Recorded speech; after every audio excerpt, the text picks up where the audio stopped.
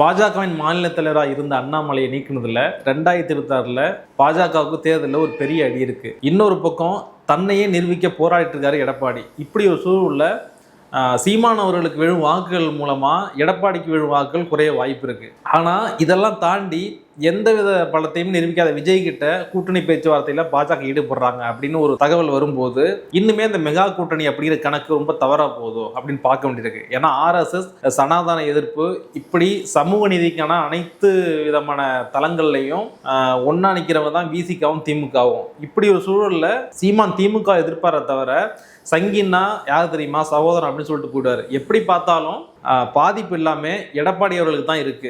இந்த சூழலாம் மைண்ட்ல வச்சுதான் திருமாவளவன் அவர்களை இந்த கருத்தை சொல்லியிருப்பாரோ அப்படின்னு புரிஞ்சுக்க முடியுது. நிதி ஆயோக் கூட்டம் மே 24 டெல்லியில் நடக்கிறது. இந்த டெல்லியில் நடக்கிற கூட்டத்துக்கு தமிழ்நாடு முதலமைச்சர் மு க ஸ்டாலின் போகிறது உறுதியாக இருக்கு. இப்படி ஒரு சூழல்ல தன்னோட குடும்பத்தை காப்பாற்றிக்க வெள்ளக்கொடி காட்டி கிளம்பிட்டார் ஸ்டாலின் அப்படின்னு எடப்பாடி ஒரு ட்விட்டரில் ஒரு பதிவு போட்டிருந்தாரு.